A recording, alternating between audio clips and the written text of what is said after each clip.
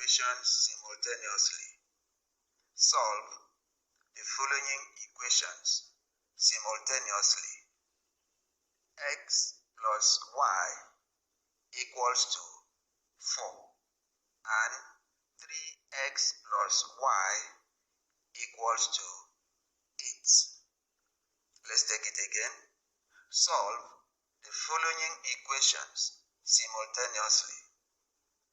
X plus y equals to 4 and 3x plus y equals to 8. In this example, the coefficients of y in both equations are 1. Thus, it is better to express y in terms of x than the other way around.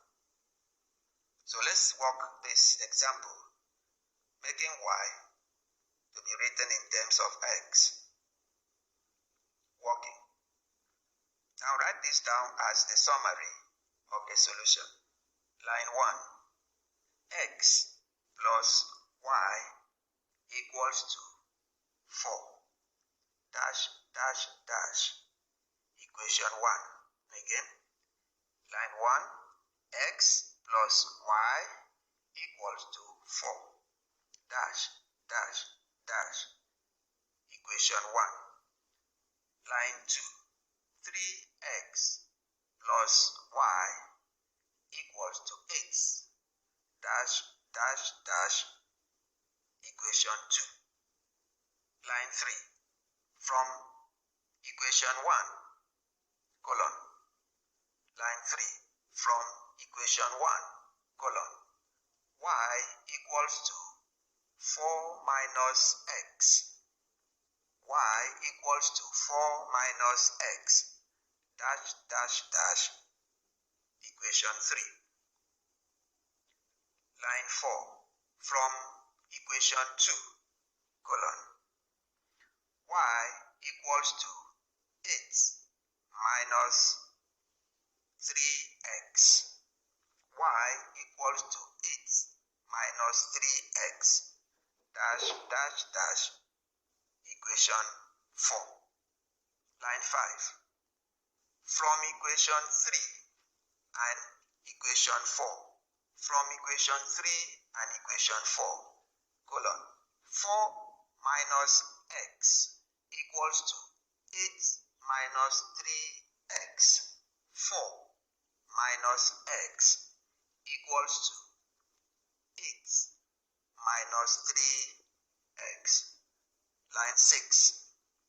3x minus x equals to 8 minus 4. 3x minus x equals to 8 minus 4. Line 7.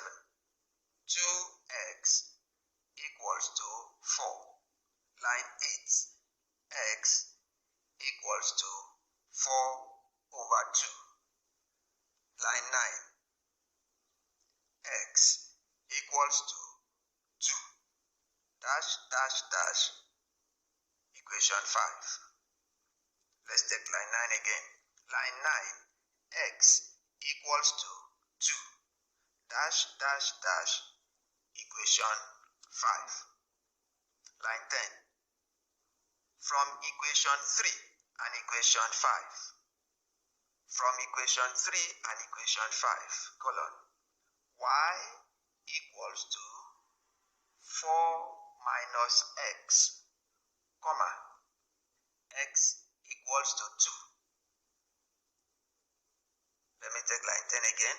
From equation 3 and equation 5 colon. Y equals to 4 minus x, comma, x equals to 2. Then line 11. Y equals to 4 minus 2. Line 12.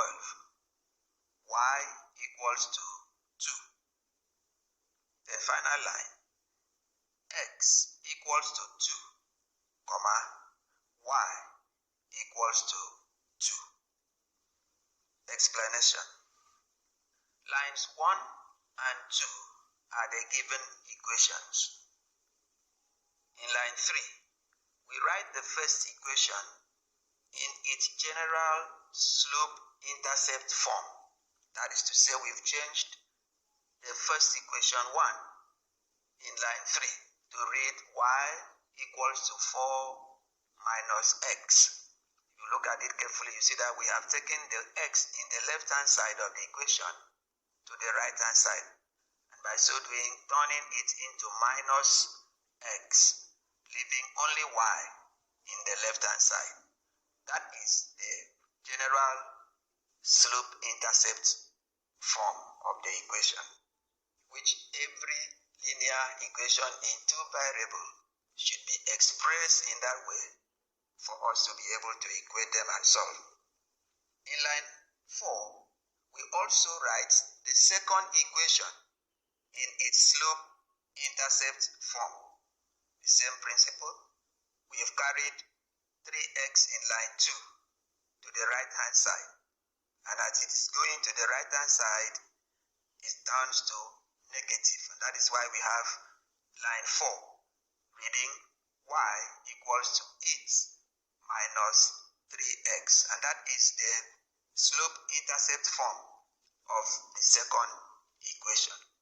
In line 5, we equate the right-hand sides of equation 3 and 4. In line 5, we equate the right-hand side of equation 3 and 4. Remember, equation 3 is the slope-intercept form of the first equation, and equation 4 is the slope-intercept form of the second equation. If you look at their left-hand side, they both are y, meaning that their right-hand side are equal. Whatever the expression in the right-hand side of those two equations, as long as the left-hand side are equal, it means the right-hand side also are equal. That is why in line 5, we equate the right-hand side of equation 3 and 4, thus eliminating y from the equations, leaving us with only one variable to solve first. And that is what we see in line 6. So in line 6, we solve the equation first by collecting the like terms. In line 6, we now collect like terms. Terms in x are collected to the left-hand side, while the numbers are collected to the right-hand side. Line 7 is a further simplification of line 6, and that is because 3x minus x is 2x, and 8 minus 4 is 4. That is why line 7 reads 2x equals to 4. And in line 8, we divide both sides of line 7 by 2. So we have 2x over 2 equals to 4 over 2. Thus, line 8 gives us x is equal to 4 over 2. A further simplification of the right-hand side of line 8, that is 4 over 2, will give us the value of x, which is 2. That is to say, 4 divided by 2 is 2. So that gives us the value of the first variable, x, the first unknown. In line 10, we simply recall equation 3 of line 3. Look at equation 3 of line 3, that is y is equal to 4 minus x. So we simply recall that equation, which is our equation 1 in the slope-intercept form. It has already given us the value of y, but in terms of x. But now that we have found the value of x as 2, we recall that value of y, and then we substitute x using 2 in the place of x, so that we can now find the value of y.